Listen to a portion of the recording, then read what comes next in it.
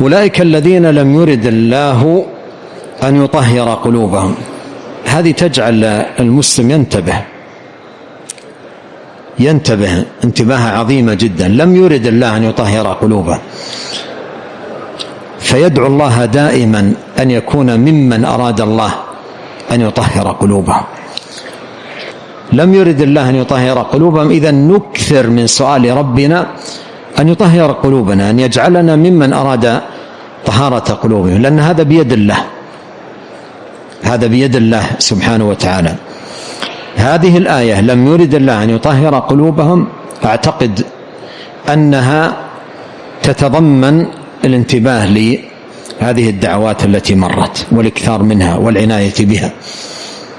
يكثر من سؤال ربه سبحانه وتعالى أن يطهر قلبه، هذا من جهة، ومن جهة ثانية يبتعد عن الذنوب وأوضارها وأيضا عقوباتها، لأن الذنوب لها عقوبات تلحق القلب